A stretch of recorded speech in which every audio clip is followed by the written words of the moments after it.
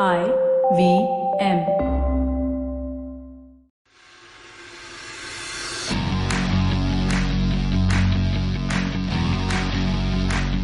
Welcome to episode 99 of the Edges and Sledges cricket podcast. We're incredibly excited. We are one tap and run away from hitting our century, but super excited to be here with you on this Sunday. I'm your host from Cincinnati, Ashwin, and I have a full house with me for the first half of the show. So Varun is in Singapore, returning from a fun weekend, and DJ is still in India. So if his connection isn't great, we'll blame the technology he has available there. But gents, how are you doing? Varun, it's been a good week of cricket, but you haven't been watching too much of it, have you? Yeah, unfortunately, I was traveling a bit. I was following it all online, and I watched a bit of the first day. But I'm very happy that the test is going into the fourth day, so I can watch a bit more. Yeah, absolutely. So we'll jump right into that. Before we do, I want to just do a quick plug for the listener voice note contest we've been running. So as some of you know from following us on social media, we are super excited. IPL fever is coming up. We're just about 4 or 5 weeks away from the IPL now. And during the IPL, we want to make sure we have some of our listeners come join us on this show to talk about their favorite teams. So send us in a voice note, any sort of a voice clip, either on social media or contact at onetiponehand.com, talking about why you are a fan of your team, a little bit about yourself, and we will do our best to accommodate everybody on. We've got a ton of submissions so far, so please send those into us by the end of the month, so by no later than February 29th, and we'll make sure we try to accommodate everybody in. Right, so we have a great interview in the second half of this show where we talk about the Women's World Cup, which we'll cover a little bit, but I want to start with talking about the India versus New Zealand test match. So the match kicked off midweek. At the time of recording this, day 3 is over. By the time you listen to this, probably day 4 is done. Maybe the whole test is over. But know that while we're talking, we're at the end of day 3 and India's in the middle of their second innings. But let's start a little with selection. DJ, you and I have talked so much about selection on this show. A couple of interesting picks. You know, there's some pretty sure shots on the side, but let's talk about kind of 3 things. First is the opening pair, Shaw and Mayank. Second is the choice of Pant as wicketkeeper. And then the third is basically the choice of Ashwin over Jadeja as spinner. So let me start with the opening pair for you, Shaw and Mayank. Is that the right opening pair going into this test match in New Zealand? So to my mind, a couple of options that we had before the game started. Mayank, I think, was a certainty, although he wasn't in great form in the ODI series. But he averaged 67 in Test cricket before this game, and I thought he was definitely in. But who to partner him with? Rohit Sharma out with injury. The options were either Prithvi Shaw, who was back in the squad, or Shubman Gill. Now, the warm-up games didn't actually give us any answers. And the third option was Hanuma Vihari, who scored 100 in the warm-up game as well. So those were the 3 options. We went with Shaw, and to my mind, I think that was the right decision. A, because Shaw is an opener. He's opened the batting all his life. He scored 100 on Test debut, as most of us do remember. He scored 100 against the West Indies in 85 balls, I think. I mean, he's an attacking player. He's obviously not come good. We know he's been out fairly cheaply in both games in kind of ugly dismissals, but I don't think it was a wrong call in that respect. Shubman Gill, unlucky to miss out, but he actually, if he'd pressed his claim more in the warm-up games, I think he may have been given a shot. But again, hasn't played Test cricket as yet, pressing for a debut. And I was happy with Vihari not being moved from number 6 because he's been successful there. So I'd rather not move him up and kind of sacrifice him in the name of fitting a Shubman Gill into the middle order. So no issues with the selection of Prithvi Shaw. I just hope they give him another game. Yes, he hasn't had a great game, but you know how Kohli and Shastri have been previously, right? I don't want him to be dropped on the back of 2 poor performances. So those were my only thoughts on the opening combination. Yeah, Varun, let me quickly ask you before we talk about Pant. Any disagreement on the openers? Do you think it's easy to look back at Shaw's kind of 2... I'm not sure I'd call them both failures, but 2 lack of successes. He made 14 in the second innings and 16 in the first innings. But do you think this was the right opening pair for India? I think so. I think Shaw has always been, like DJ said, part of the equation for the opening test position. I think it's not fair to judge him just on these 2. And remember, batting in New Zealand, as we saw with all our top batsmen, India got dismissed for 165. So I wouldn't blame Shaw too much. I would say he needs a little bit of time. And opening the batting in New Zealand is not that simple. So I actually think it was the right call. So then let me ask you while I have you, Rishabh Pant, right? A lot of discussion, I think, on the day 1 when the team was announced. But Saha has been playing the last few test matches. It's almost a question of, are they dropping somebody based on something they do wrong? Or are they just picking somebody in the side based on what they feel like on the day? Or is it related to the pitch or related to the rest of the composition? So how do you think about Pant over Saha. I know, obviously, we on this show are all Pant fans. You're a massive Pant fan. But arguably, Saha didn't do anything wrong that deserved him, that led him to get dropped, did he? No, he didn't. And it's very confusing to me, right? Firstly, Rishabh Pant has been on the bench for 1 month, so you haven't really seen him in action in a real game. Secondly, throughout the entire home series, you picked Saha, and that was because, he's a better keeper. And honestly, in India, I think India is strong enough to win the matches. So if you wanted to groom Pant, who's done well overseas in test matches, you should have played him more. You played Saha the whole home season. Now you've come into a situation where you've anyway decided to go with 6 batsmen. I don't know how much difference Pant is going to make in that situation. You've picked him just for his 2 centuries that he's hit overseas. And I read a tweet by Harsha Bogle that actually said he was really disappointed because you're basically giving a message to all young kids out there who are great wicket keepers and working on their technical skills of keeping, and said that it doesn't matter because you're still going to not get picked. So I'm thoroughly confused. I don't know what to say anymore. I've made my point clear in the sense that I think Pant needs to spend some time away. But the whole thing is just astonishing to me, where you're making him sit on the bench for such long periods of time when he could be playing domestic cricket. You're picking him in situations where there is not a clear need to pick him. And now I'm pretty sure on the back of this test match, they're going to drop him again. So I don't know what's going on. Yeah, very, very interesting. It's not, honestly, not the perspective I expected from you as a fan of his, but I think for the larger good of the game, I think spot on. I think well said. DJ, would you have gone with Pant or Saha? So I'm totally with Varun here. It's a selection with the Indian team has been an incredibly confused situation.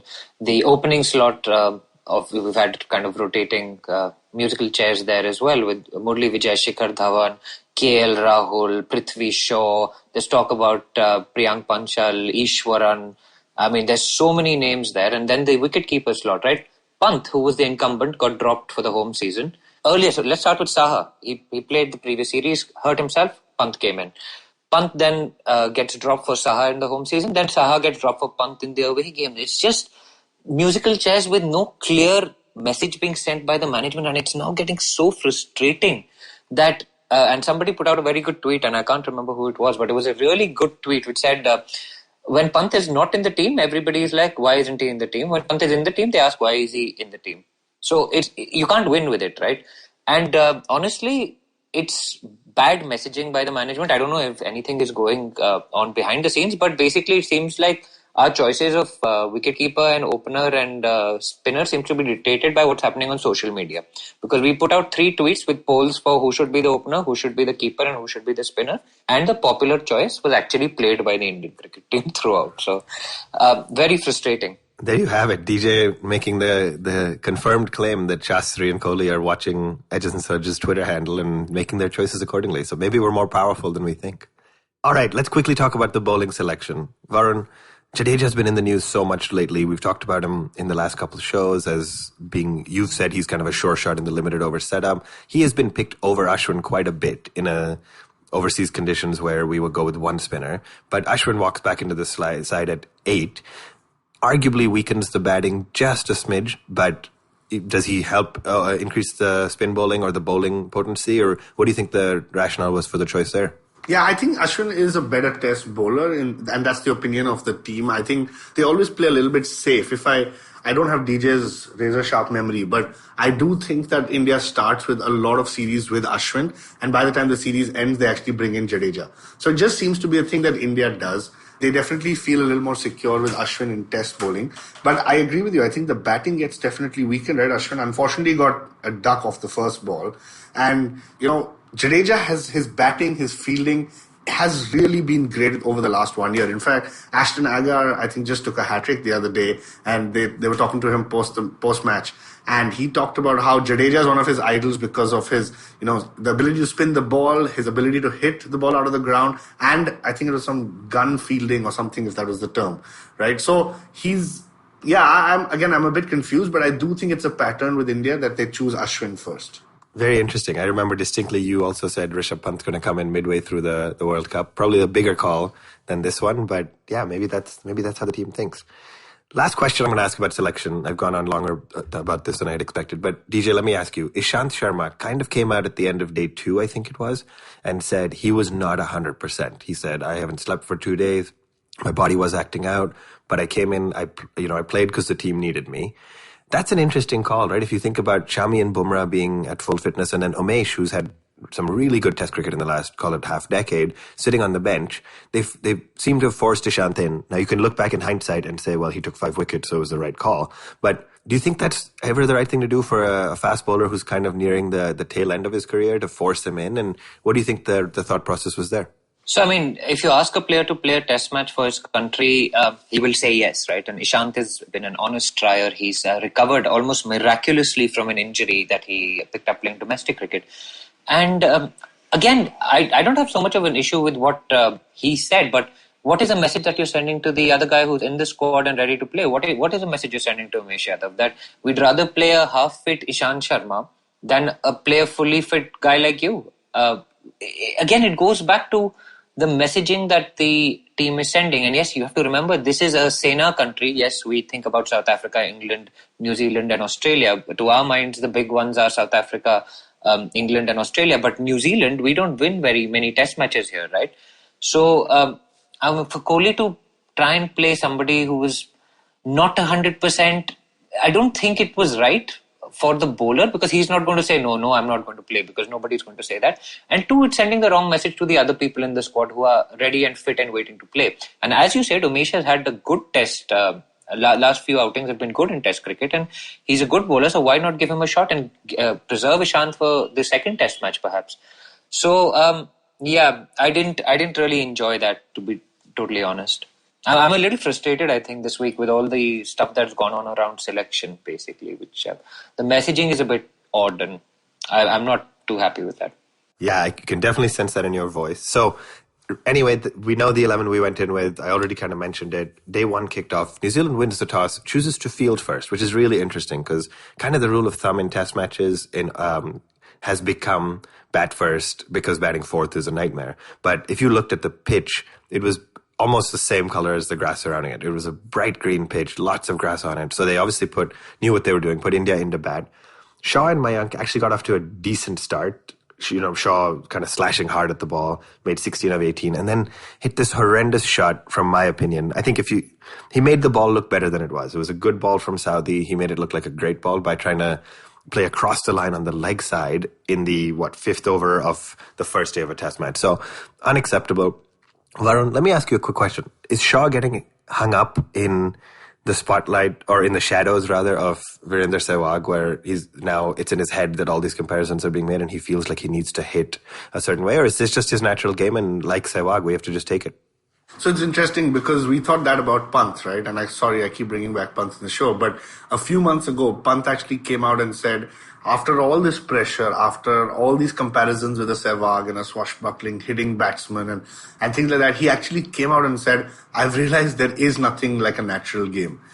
You need to just adapt according to the situation. So I think what's happening is Prithvi Shaw is new. He's newer than Pant in the international scene. I think he's just trying to play his game. Everyone wants to differentiate themselves. Everyone wants to make a name for themselves. And he's had success playing this way in the past. So it's not unfair of him to come in and try to continue playing this way. But this is a different quality. This is a different international bowling attack. I mean, against Trent Bolt, you're not going to be able to play the way you play against, domestic bowlers in India. So I don't fault him for going along that path. I just hope he realizes sooner than later that you need to adapt your game to the conditions rather than just be focused on a natural instinct. Yeah, I think really well said. I think he has what it takes. I think hopefully it's just more a matter of time and exposure than anything else. Right, then DJ, the New Zealand selection that you talked to Adam about actually was interesting, because I think we thought Neil Wagner was a shoo-in, but I didn't know actually that they were expecting their first child. So congratulations to him. I think they had a daughter, but she was born the night before the test. So Wagner was left out. And in addition to Bolt, Saudi, and then Colin de Grandhomme as the 3 quicker bowling options, they brought in a guy named Kyle Jamieson. Debutant, first ever test match, obviously, comes in, picks up Chiteshwar Pujara, one of the best number 3s in the world, if not the best. Virat Kohli, one of the best test batsmen in the world, if not the best. And then Hanuma Vihari at number 6. He picks up 3 great wickets, ends up picking a 4th when he gets to Ishant out. I mean, a dream spell for Kyle Jamieson, right? 16 overs, 4 for 39 in your first ever test match against a quality batting side. Yeah, really fantastic. And if I'm not wrong, he also made his one-day debut recently and did really well against India as well. I think he made it in this very series and bowled quite nicely and batted quite nicely as well. So, I mean, a day before the test match, he would probably not going to be in the 11 because, as you said, Wagner would be an absolute shoo-in. The Indians were already talking about Neil Wagner and his threat with the short ball. I think Shubman Gill mentioned it and stuff. But this guy comes in, and maybe the Indians weren't prepared for his kind of bowling because he's not that quick. He doesn't really bowl that short. He gets a lot of bounce, and I think that's what actually did the Indians because he's quite a tall guy. And those wickets that he got, I mean, Pujara, the ball he got from him was beauty, right? And really couldn't do very much with it on a day one seeming green wicket in New Zealand. Similarly with Kohli, maybe we could say that he shouldn't have played that shot. Well, it is what it is. But, I mean, really pleased to see a guy like him coming in. And, I mean, these bowlers are dangerous on New Zealand tracks. Even Colin de Grandhomme is swinging the ball every ball and it looks like it's going to take a wicket, right? So he's not somebody who would get a look in on an Indian or subcontinental track at all. So a dream debut for him. He also got runs in the first innings to frustrate the Indian bowlers. So I'm sure we'll talk more about that. But he probably thinks Test cricket is an easy game. Yeah, so let's quickly talk more about that. So obviously India then got out for 165, subpar. I think the two standouts were obviously Ajinkya Rahane making 46 of, he's blasted 138 balls, made 46. Disappointing to get out the way he did. And then Rishabh Pant looked so good. I mean, we talked about him and we talked about the natural game and everything. But he made 19 runs, looked so good, and then got out to an absolutely horrendous running mix-up between him and Rahane. Ajaz Patel, credit to him from, I think it was point, with one stump view, hits the stump, gets Rishabh Pant run out. So India makes 165. New Zealand come out to bat. Started reasonably well. Kane Williamson and Ross Taylor, who you've just come to expect to do well, put up a almost 100-run partnership. Looked really good. But then, as seems to be the case so often in India's Test cricket bowling innings, 207 for 5, 225 for 7. So you're thinking, okay, this is not bad. We may be able to keep them to under 100-run lead. And then we just have this inability to dismiss the tail. Colin de Grandhomme batting at 7 made 43 runs. Like you mentioned, Kyle Jamieson made 44. Trent Bolt came in at number 11, made 38 of just 24 balls. He started hitting big. So the innings ended with Ishant having a 5 for Ashwin picking up 3 wickets. But Varun, let me ask you, what is going on with us? I feel like we've talked about this exact same topic, but why can we just not dismiss the tail? I don't know, and usually we get the top order out early. This time it wasn't even that early, but I don't know if it's a question of, do our bowlers just get tired? Is having 4 bowlers the problem? I mean, I don't think so. A lot of Test teams play with 4 bowlers, but we play 3 pacers, so I don't know if they get tired. I'm not sure if it's just the lower order batsman just swinging and being lucky, but you can't be lucky all the time. So it really confuses me. It's one of the most frustrating things to watch when you've got one of the best bowling lineups in the world today in Test cricket. So to me, it's unacceptable that they've gotten over 100 runs with their last 3 or 4 batsmen. And, unfortunately, I didn't watch the game, or fortunately maybe, because I didn't want to watch that. But I kept checking the score online, and I was just getting more and more frustrated as I watched it. So I don't know what the answer is. I just know that it happens too often.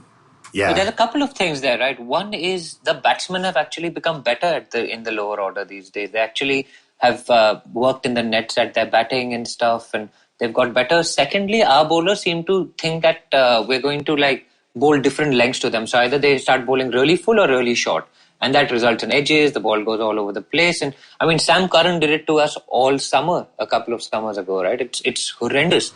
And then the third thing actually is we don't have a wrist spinner now, or an express pace bowler. So the great Australian team, who do they have? They had Brett Lee and they've got Shane Warne, right? So they run through the tail and they're done. And I mean, we were hoping Bumrah had become that guy, but we don't have a wrist spinner. So maybe that's something we can look into, where the wrist spinner comes in and the tail ender wants to slog that guy and it goes straight up in the air. Yeah, but the challenge for me is, I mean, there's no wrist spinner on the horizon, so I don't know if we're going to solve that. Your first point of tailenders getting better batsmen, maybe, but the reality is you're getting the Williamsons and all out, right? So I don't know what's happening. I think it just comes down to them changing their line, probably, DJ. That was a really good point. But at the end of the day, nobody's really talking about it, but I think Bumrah's now been back for over a month, and he doesn't seem to be back to his old self. So I'm a bit concerned. I don't want to say anything too early right now, but I think Bumrah needs to reinvent himself fast, or just continue to keep doing what he used to do, because it's a bit concerning for the team. Right. So I'm going to jump a little bit ahead. Obviously, then 348, India had a pretty significant deficit. And then similar story with Prithvi Shaw, comes on, starts looking good, gets out to a poor shot. Pujara also, did all the hard work, made 11 off 81. Mayank looked outstanding, made 58. But then as we go to the second innings, we're sitting here at the end of day 3. Again, it'll be later by the time you listen to this, but at the end of day 3, India's at 144 for 4. Rahane and Vihari both at the crease, looking solid. I think Ajinkya Rahane, DJ, I thought it was really interesting that Adam predicted him as being India's highest run scorer because he's looking really good right now. But where is it going to go from here, guys? India trails by 39 runs at the end of day 3, only 6 wickets in hand. Varun, actually, let me start with you. What do you think is going to happen? 2 days left. It honestly seems like India has no real shot back, right? Yeah, unless the rain, the weather forecast. I haven't checked that, so I'm going to check that as soon as this podcast is over. If the rain comes, it'll be great for us. But otherwise, I don't see how we can win this game. From the situation we're in, I think I would hope that our worst case scenario is that we get 100. We set them a target of 100. I think our best case scenario is we set them a target of 200. So I don't see India really coming back or winning this game at all. DJ, your predictions for days 4 and 5? So I've actually already put my prediction out on Twitter. And I don't know whether you guys have seen it. I saw it. Rishabh Pant to make 150, not out. Oh, only 150? I thought it would be 200. No, actually, you know what? Brendan McCullum, another great keeper batsman, attacking batsman, scored 302 not out when they were 95 for 5 and at the same ground, guys. So there is form for it. Angelo Matthews has saved Sri Lanka once as well. So that's the thing I spoke to Adam about otherwise as well, right? Like, pitches in New Zealand have a very weird way of playing stuff out. In fact, second inning scores seem to be getting bigger, whereas the first inning scores are really tiny. So India got bowled out for 165. We should have bowled New Zealand out. Personally, I thought we should have got them out for something like 250, right? And that would have been an 83-run lead, or instead of a 183-run lead. And then the third and fourth innings, you've seen the color of the pitch change as well. It's kind of become more, it's dried out a little bit. It's become more brown and yellow rather than the absolute green that it was on day 1. So I'm still holding out for a hero, man. And all this chat about Pant and Saha will end if our boy scores 100 and something not out. And we've got Rahane, we've got Vihari as well, who's got runs in the warm-up game. We've got Ashwin, who has 4 test hundreds, guys. I know we were talking about our batting getting a little bit weaker, but Ashwin has got 4 test hundreds. And he's not a mug with the bat. Yes, he's lazy with his footwork, as we saw. But so was Prithvi Shaw, and they got cleaned up similarly. First ball bowled in the first innings. But anyway, yes. Yeah, exactly. Lazy shot, right? And hopefully he's learned with that. He's going to improve his footwork and stuff and can actually get his foot to the pitch of the ball. But as always, I am the optimist, predicting India will fight back. I'm not saying we'll win, but I'm hoping for a fight back, and it'd be nice to see that. That's the joy of recording this show before, is that we'll either sound incredibly smart or incredibly stupid, because by the time people listen, the test would have gone one way or the other. Yeah, most likely it'll be incredibly stupid in my case. But that's okay. We embrace it and we're good with it. That's why we put ourselves out there. All right, that brings us to a wrap on the India-New Zealand test match. We spent a little more time on it than I wanted, but I do want to make sure we get to talk a little bit about the India performance at the Women's World Cup. So the Women's T20 World Cup kicked off. We are super excited. We have a great interview lined up for the second half of the show, which I'll tell you about in a minute. But the India's opening match has completed at the time of recording this. It was against Australia, the hosts, the favorites. And I think, honestly, India's, if you were me, and maybe I'm not quite the optimist DJ is, but our hope was, hey, India can qualify for the semis in second place in the group. Australia is going to top the group. And India comes out, opening match of the World Cup. DJ, do you want to tell us what happened? I know you were not just watching, you were live tweeting it. Yeah, it was an absolutely fantastic match. I mean, India actually lost the toss and got put in, which was, I thought, a little weird because we'd actually collapsed against Australia, right? Chasing in the Tri-Series final. So I would have thought Australia would have kind of wanted to turn the screws a little bit on us. But we lost the toss, got put into bat in what I thought were fairly dry conditions. Everyone was talking about who's going to take spin and stuff. And then Shafali Verma and Smriti Mandhana kind of took off completely, just smashed Elise Perry and then also their off-spinner, everyone. Shefali was looking absolutely incredible. Smriti then got out and we lost a little bit of momentum because Shefali was deprived of the strike. Then Shefali got out and then Harman got out charging down the track, and then kind of Twitter went completely crazy, kind of criticizing her choice of shot and stuff. So I was very much reminded of how Twitter reacts whenever Kohli gets out for not many runs, which has obviously happened a few times recently. So, anyway, Jemima Rodriguez and Deepti Sharma then got together and put together a stabilizing partnership. It was kind of a run a ball for a really long time, and we ended up there was no real finishing kick, so to speak. We got a few boundaries away to the leg side, and I actually tweeted out saying that our big hitters only seem to be dragging everything to the leg side. So we got a few boundaries away. We got 132. And Australia would have backed themselves to get those runs, right? Because they are a really strong batting lineup. They've got Alyssa Healy, they've got Elise Perry, they've got kind of really, really great batters, and they all play the WBBL, so they're familiar with chasing runs under pressure. And they again went off, they got a really good opening stand away. Alyssa Healy got to a 50, they were kind of coasting along for 60 for 1. And then on comes Poonam Yadav, right? And she's been injured. She hasn't actually played the Tri-Series, so the Australians haven't seen her for a while. She also doesn't have a WBBL contract, so that's one thing to remember. I'm not sure that's going to stay the same for a little while, so I'm sure she'll be signed up pretty quickly. But she comes in and, oh man, she just literally turned the game on its head. She got hit for a 6 by Alyssa Healy. She takes a cotton ball, the next ball, and then she just runs through the Australian lineup. It's 4 for 19 that she ends up with. It brought back like Kulcha feels, man, from when they were in their heyday a couple of years ago. Just turning a game on its head with wrist spin. Just slow, flighted wrist spin, not afraid to give the ball flight. Lots of googlies, got probably the greatest player to ever play the game, Elise Perry, bowled first ball through the gate to a wrong one, and just fantastic. Harmanpreet also shuffled her bowlers really well and just turned the screws on the Aussies. And we came out winners. And I'd still say it was a little bit of an upset because everyone's backing the Aussies and now the pressure's massively on them. But really good feeling to see our ladies do so well.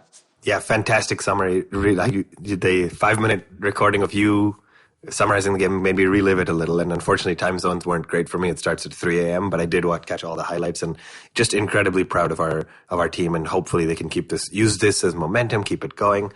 So really great start, arguably, to the Women's World Cup. As we record this, England has just fallen short to South Africa as well. So South Africa won their opening game against, obviously, another one of the favourites, England. And so that opens up the other group as well, because West Indies looking great, South Africa's looking great, and you obviously back the England team any day. So keep following. We will keep watching it. We'll talk more about where we are next week when we come back. And then just really quickly for the second half of this show, folks, we have a great interview with Snehal Pradhan. She's a former Indian women's cricketer, of course, played for the country, and is now a cricket journalist covering all parts of the game, but does an amazing job covering women's cricket. So stay tuned. We will take a quick break, and then when we come back, we'll have a great interview with Snehal. I just want to remind folks again, just like this first section, unfortunately, timing wasn't great because Snehal is traveling across Australia covering the World Cup. We didn't get to talk to her after the India-Australia game. So you might hear a little more skepticism in our tone about the opening match than you heard from DJ. So again, we did that interview before it started, but still wanted to get her insight into the series, the World Cup, and the women's game in general. So we'll take a quick break. Enjoy that in the second half. Hey everybody, welcome to another amazing week on the IVM Podcast Network. If you aren't following us on social media, why aren't you? We're IVM Podcast on Twitter, Facebook, and Instagram. I'd like to thank our sponsors this week, Paytm Money and HDFC Life. We appreciate our sponsors, and hey, this doesn't happen without them. On Advertising is Dead, Varun is joined by Harshal Karia, founder and MD at Shebang, to talk about managing your workforces and building businesses around them. Harshal was also an earlier episode of Shunya 1. You guys should check that out. On Cyrus Says, Cyrus is joined by Piyush Sarkar, painter, poetess, and actor, to talk about how she started in all of these different fields. On Mr. and Mrs. Binge Watch, Janice and Anirudh talk Netflix's TV show Sex Education. On Edges and Sledges, DJ talks to Adam Bell from the New Zealand-based Cricketers podcast. They talk about the India versus New Zealand ODI series and identify the big performers from both sides. On The Habit Coach, Ashton talks about being open to exploring mysticism and spirituality. On the Empowering series, Zarina is joined by actor and storyteller Sheena Khalid to talk about her theatre journey. On Golgappa, tune into a Laugh Riot episode where host Tripti talks to Karan and Neil from Bharipa. On our Kannada podcast Thale Harate, Ramya Bhaskar and Sridhar Pabisetti talk to Ganesh and Pawan about reimagining school education for Industry 4.0. On Tapri Tales, Madhuri tells a tale of her struggle with keeping cockroaches away from the kitchen while wondering why there are no cockroaches in her mother's kitchen. On Agla Station Adulthood, Ayushi and Ritasha talk about decisions and choices that we make based on religion or superstitions versus logic and science. And with that, let's get you back to your show. We're very excited to have joining us former women's cricketer and current women's cricket journalist extraordinaire, Snehal Pradhan. Snehal, welcome to the Edges and Sledges Cricket Podcast. Thank you very much for a generous introduction. All right, so tell our listeners a little bit about yourself. It's obviously a very exciting few weeks in women's cricket right now. India wrapped up the Tri-Series in Australia, and of course the World Cup is going on. So just quickly for context for our listeners, by the time you're listening to this, India's already played one, maybe even two games by the time you get to it, but we are recording this on the Wednesday, which is the day right before the World Cup kicks off. So Snehal, let me ask you a little bit about your background in cricket. What got you into cricket and how did you kind of rise through the ranks to play for your country? I suppose I was always a little bit interested in cricket. My parents tell stories about how I would run up and down the house with a bat in my hand or just anything in my hand and swinging it, imagining it to be a bat. I think just the sheer amount of cricket on television growing up as a 90s kid where cable TV had just come in and cricket was on TV probably nudged me towards cricket. I've dabbled in a lot of other sports, but cricket was definitely something I always wanted to do. And that just developed because I was playing randomly with the boys in my society teams, my school, etc., etc. But my grandmother then knew Shubhangi Kulkarni, who is a former India captain and one of the best all-rounders of the women's game. She's also from Pune. So my grandmother sent me to meet her, and she introduced me to organized women's cricket when I was about 13, 14 years old. And that's how it started. Then I started immediately getting into the Maharashtra under-16, under-19 senior sides. It went from there until a point where I think I had to make a choice as to whether to continue with my education or to pursue cricket on a slightly semi-professional basis. I was halfway through my BSc in microbiology when I got an opportunity to try out for the Western Railway team, which is essentially a sports quota government job, allowing you to play cricket semi-professionally, where you train half day and then you have to work in the Western Railway offices half day. And yeah, I took that up. So that was 2007. 2008, I went on to play for India, made my debut in the Asia Cup. And yeah, for 15 years, cricket had been my life. I retired in 2015. And since then, I've been working full-time in media, covering women's cricket, men's cricket, other sports. I have my own YouTube channel, Cricket with Snehal, where I essentially teach cricket and try and share something about cricket every day with my viewers. And slowly moving from journalism to commentary and maybe one day to podcasts as well. Well, you're already on a podcast, so we're very excited to have you here. But yeah, thank you very much for that. Really interesting story. So let me ask you a couple of questions. It sounds like you mentioned Shubhangi, but who would you have said growing up in the 90s was probably your idol or your role model in the world of cricket? 100% Jhulan Goswami. I mean, I knew I wanted to play cricket, but when I saw her bowl, I think it was 2000 or 2001, she was making her debut for India as a 19-year-old. And this was a series that was being shown on Doordarshan. It was a home series against England. I remember it vividly that she was running in and knocking back stumps with just that raw pace. And that's when the dream essentially took shape in my mind. It became a very concrete vision I want to open the bowling with Jhulan Goswami. And that was the dream that took me into serious cricket. It was crazy because that series itself ended in Pune. There was a match played in Pune. And one of my team mentors, Amrita Shinde, she was in the Indian team. And she essentially on the way back, this was the time before, all those PMOA access and all that. On the way back, she invited me to sit in the team bus and I got to spend some time on the fringe of that Indian team as a stargazing 16-year-old. Meet Jhulan then. And then, 4 or 5 years later, I got to share the new ball with her. Yeah, what an incredible story. Always nice to see that dream and that focus kind of become reality. And I'm sure Jhulan has been an inspiration for many, many players across the decades, essentially. So I've had my entire career. I've retired and she's still playing. She's just like amazing. Unbelievable. Yeah, she's a once in a lifetime kind of cricketer. We're very, very lucky to have been around to see her. All right, let's pivot a little bit and talk about women's cricket as a whole before we talk about the World Cup, of course. So, I mean, in my lifetime, just like you, I'm a 90s kid, grew up watching men's cricket through the 90s. You know, I've seen a transformation called in the last probably 5 years, maybe even a little bit less than that, where women's cricket in India has come to the forefront. Arguably, Australia has been a little bit ahead of that, but talk to me a little bit about that. As somebody who played from, call it 08 to 15 and is now you're in Australia now covering the World Cup. I mean, have you seen the explosion of media interest and fan interest and coverage, and how does that feel for the women's game? Everything's changed since 2017. I mean, that has really been the pivotal point in the story of women's cricket in India. And it's unfortunate and fortunate in a way, because unfortunate that it takes a tragic event like losing a World Cup final so closely to get the nation hooked onto women's cricket. It's also unfortunate that the cricketers had to put in that kind of a performance first to get to the final and grab attention before the country and to some extent the administration started taking them seriously. But it's fortunate since then that things have changed for the better. These women now are fully professional. There are changes happening on the domestic front as well. So before 2017 and after 2017, the picture is completely changed. One of the reasons I got into media after playing cricket is because I wanted to give more of a presence in newspapers, on websites to women's cricket. Now that job is done by desks, which usually would have ignored women's cricket completely. There are so many articles coming out. There is so much newspaper coverage, which is great to see. And it's wonderful. There is also so much that needs to be done because, like you said, countries like Australia are not just a bit ahead, they're way ahead of us in terms of the infrastructure they put in, the investment they've put into the domestic cricket.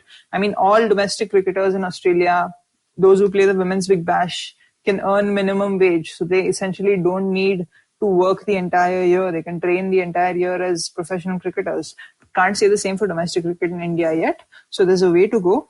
But it's been great to see the change after 2017, and full credit to the players because they are the ones who have forced our country, which has this bad habit of ignoring our women, to just pay attention.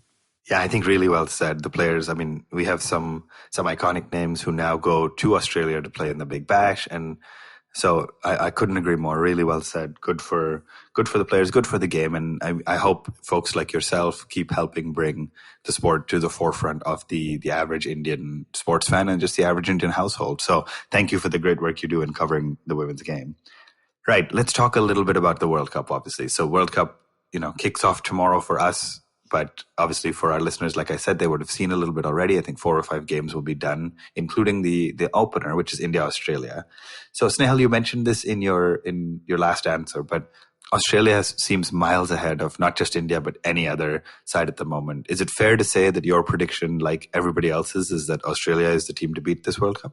100% they are the team to beat. 100% they are also the team under the most pressure. So it's a little bit of that sort of levels the playing field a little bit because everyone else can play with nothing to lose and therefore every other team is dangerous. I think India are in a pretty good position because of this freedom that you don't have the pressure of being the tag of favorites. Even though some people have said favorites, I don't think India are favorites. It's quite a difficult pool to get out of. Firstly, because you have Australia and New Zealand besides Bangladesh and Sri Lanka. So you have to beat at least one of those teams. And it's a World Cup, I suppose, in the bigger picture that is going to change the way women's T20 events are perceived going forward. Until 2016, women's events were clubbed with the men's. So you had the men's and women's T20s held simultaneously and then the semi-finals and finals played as double headers. 2018 saw that move standalone because there was no other men's T20 World Cup that year.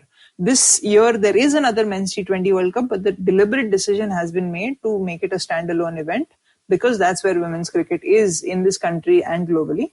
And that's why I think this is going to set a benchmark for women's T20 World Cups going forward that, these are events that can command their own position, that can drive their own revenue. Yeah, I think couldn't agree more. So you mentioned it really quickly, but India seems to be in what's definitely the tougher group for me with both with both Australia and New Zealand.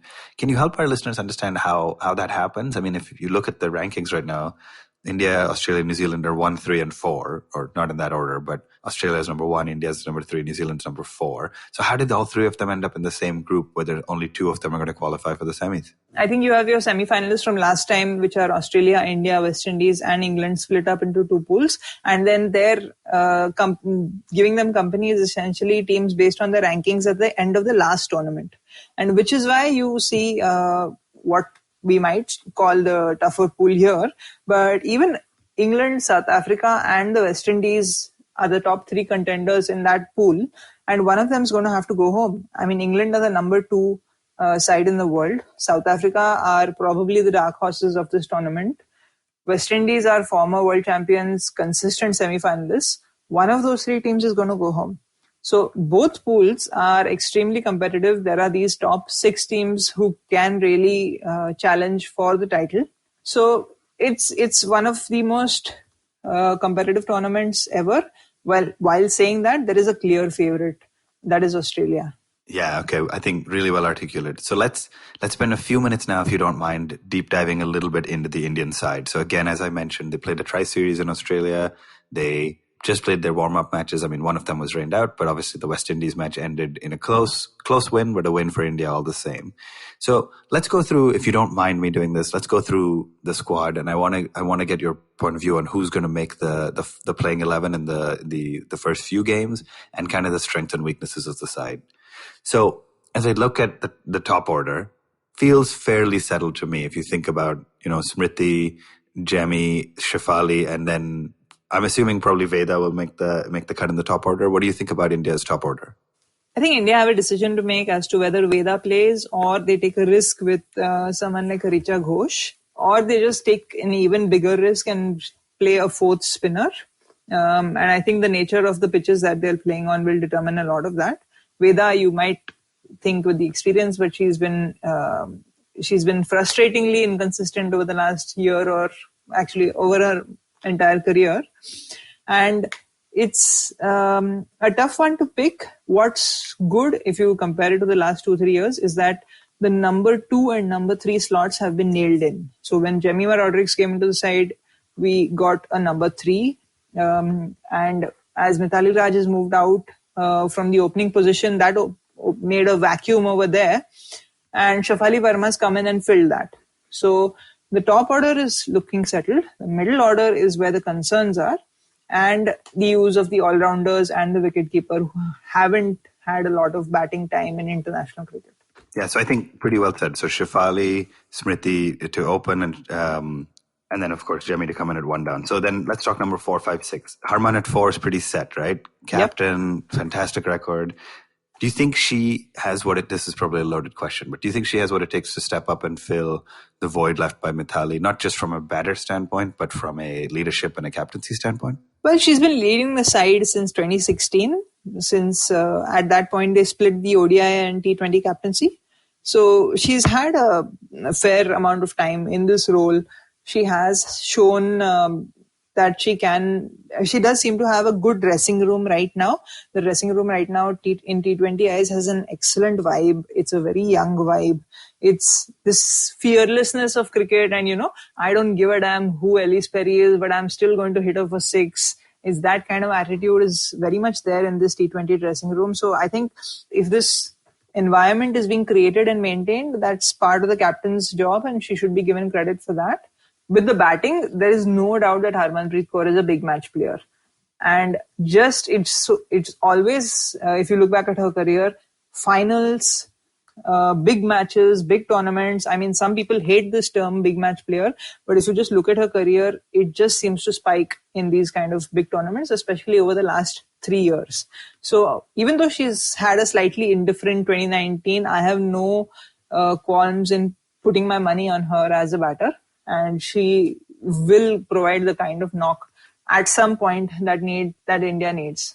Yeah, I think I couldn't agree with you more. I mean, even in the men's game, you have some of the quote-unquote big match players. Shikhar Dhawan, for example, has had a mixed time between ICC tournaments, but always brings his A game in the ICC tournaments. And obviously, we're all rooting for Harman. Right, let's keep going down that batting order then. So at 5, again, Deepti Sharma, pretty consistent, right? Is that one a lock for you? There's been a few experiments with that role. Tanya Bhatia has batted up there. Veda Krishnamurthy has done that. But I think India would really love it if Deepti Sharma can play that role. She'll need to up her strike rate. She'll need to up her finishing skills. She has the talent, incredibly talented player. But I think it's a role that she's auditioned for and she's been shortlisted for, but she's still not made her own. And that's where I suppose Veda also comes in, and she's in a similar position. Very interesting. And so then let's talk wicketkeeper quickly. So Tanya pretty much locked as wicketkeeper first choice, right? She's the only wicketkeeper in the squad, so yes. Oh, I guess that's true, yeah. So what happens if there's an injury or something? Is there a backup keeper? Shafali is a part-time keeper, so if there's something needed just for a game or so, I suppose Shafali can step in. Got it. Obviously, we hope nothing happens, but yeah, so Tanya is going to play as wicketkeeper. And then let's come to the bowlers really quickly. So I think you've talked about this in your write-up preview, but who do you think, I mean, almost an embarrassment of riches for some of the bowlers, especially as Gaikwad has found some form recently, was the highest wicket taker in the Tri-Series. So who do you think are your first picks for the all-out bowler spots? Yeah, it's going to be hard to leave out Radha Yadav because she's taken wickets consistently. But at the same time, I think she's become a little predictable. And it's sometimes a benefit to just leave someone out just so that they can refresh whatever their strategies are. And I think that's where Rajeshwari Gaikwad coming in provides the Indian team a good option. So I would probably go with Shikha Pandey and Pooja Vastrakar as your pace bowling all-rounders. They'll probably bat just behind Tanya Bhatia. Pooja Vastrakar is an extremely talented hitter.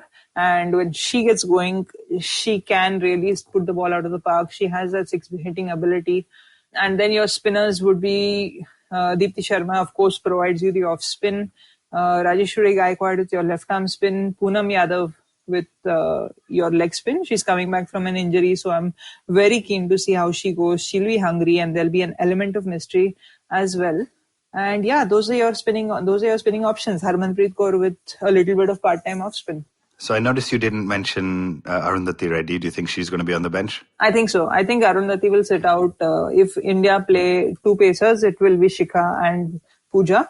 I've also said that there is a possibility India could play just one pacer and four spinners. Right, yeah. And they've done that before, so it's definitely like possible.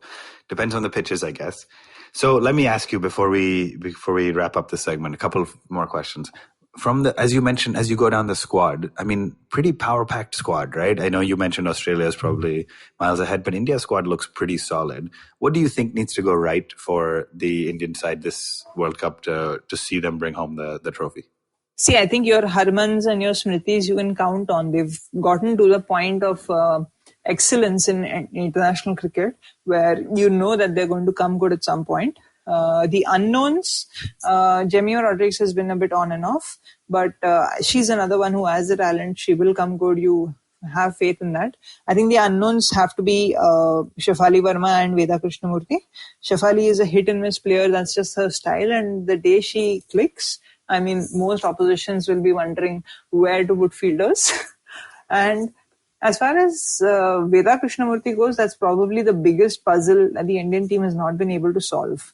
And if India can get a good knock from her at a critical position in the middle order, and that gives her confidence early in the tournament, which she can carry through, I think India will look like a completely different side because she's so talented, Veda. I remember bowling to her in one of the nets where I saw her for the first time, and she just had so much time to play me. And I was one of the quicker bowlers on the domestic circuit, but she was just so comfortable. Yeah, very interesting. So you heard it here that India has the keys to success at the World Cup, but everything needs to fall into place. But that's the beauty of T20 is that it can happen without, having too many big players perform at the same time. You just need to click because the games are short and it's a fairly short World Cup as well. So Snehal, I want to ask you two last things before we wrap up. The first being, we talked about the two groups, each having three strong teams and obviously two other teams that are not to be overlooked. We always like to ask our guests on the Edges and Sledges Cricket Podcast for predictions. So walk me through who are going to be your four semi-finalists, your two finalists, and then the winner. I think it's going to be Australia, India, South Africa and England. purely because India, I'll back them to beat New Zealand at least, because New Zealand are very heavily dependent on one player. That's Sophie Devine. She's just in otherworldly form right now and scary 6-hitting abilities. But yeah, I think India will get the better of New Zealand. And South Africa, as well as England, had 7 to 8 players playing in the Women's Big Bash League. West Indies have just had 5 players come back to the squad from injury. So I think that difference in experience of Australian conditions is going to give those two teams the chance to go ahead. And after that, it's really, it's predictions. It's less predictions and more wishful thinking. And with some wishful thinking in mind, I'm going to go with an India-Australia final. And who's going to lift the cup? Wishful thinking again. Yeah, I love it. India, love the optimism. Yeah. So you're predicting a final that'll mirror the opening game, and let's hope our players can bring home the cup this time. So fantastic. As we wrap up, Snehal, last question for you, again, which I'd like to ask. As I mentioned when we started, obviously our show is called Edges and Sledges. You're a fast bowler, so edges are very close to your heart. You probably love that moment. There's nothing more beautiful than the moment when you just extract that edge off a batter and get them caught at first slip. But let me ask you a little bit about sledging. So in the years you played the game and in the years you followed the women's game, is there a lot of sledging on field in women's cricket the same way there is in men's cricket? And if so, can I put you on the spot and ask you for your favorite sledge that you've either heard live or just over the years the story of? There isn't, firstly. That's a short answer. I actually did a pretty big article on this, examining just whether the culture of women's cricket is slightly different, slightly nicer, slightly warmer, more respectful. And most players I spoke to agreed that, yeah, there isn't as much sledging in the women's game. And as for me, I remember, and again, this comes to women versus men, I suppose, cultural thing. And we were playing the Maharashtra team was playing in one of the leagues in Pune against a boys team, an under-19 boys team. So lots of raging hormones, lots of out-of-control emotions from the young men in the opposition. And they were, using some slightly threatening language, like I'll knock your teeth out and whatnot in Marathi, in not such an elegant way. And I think our captain just walked the batters out of there until the boys promised to behave, and that's when the game resumed. So that's my Sledges story. And edges are only fun when they go to the keeper, Ashwin. Well said. Yeah, let's hope for more sledging. We're all for sledging, but healthy sledging, not quite the I'll knock your teeth out, but maybe some a little bit fun. So let's definitely hope, from my vantage point, there's a little bit more sledging in the women's game over the years, but the more fun, entertaining, interesting sledging, not the attack one. Oh, there's no shortage of that one. There's no shortage of that. Excellent. Snehal, it's been a pleasure to chat with you. Thank you so much again for not only joining the show this week, but for everything you do to cover the women's game. We're very, very excited at Team India's prospects. Hopefully, by the time our listeners have heard this, India got off to a rocking start at the World Cup.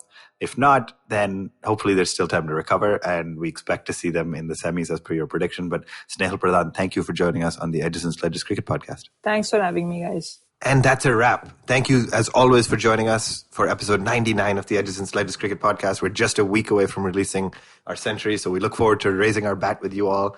As always, you can find us on social media at One Tip One Hand, Twitter, Facebook, Instagram, or email us anytime, contact@onetiponehand.com. Don't forget to get those voice notes in.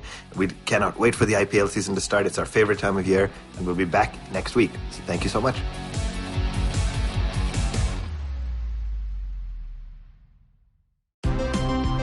Look! Up in the internet!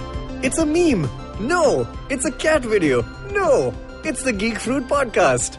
That's right, we interrupt this riveting broadcast to tell you about our show, The Geek Fruit Podcast, where Tejas, Dinkar and I, Jishnu, talk about everything in pop culture, including DC, Marvel, Star Wars, Netflix, and everything in between. You know how your friends hate it when you ramble about some nerdy crap and you just want somebody to listen to you? Well, sorry, there's nothing we can do about that, but come listen to us ramble and it'll almost be like the real thing. Kind of. Listen to new episodes of the Geek Fruit Podcast every Monday and the Geek Fruit Bulletin every Thursday on iTunes, Google Podcasts, the IVM app, or wherever you listen to podcasts. Happy listening, you nerds. Do you wish you were smarter? Well, so do we. But the next best thing? We could make you sound smarter. And to help you with this endeavor, we are Simplified, a podcast that attempts to break down the complex world around you with a little knowledge, a lot of poor jokes, and a ton of random trivia. Episodes out every Monday On the IVM Podcast app or wherever you get your podcasts. See ya!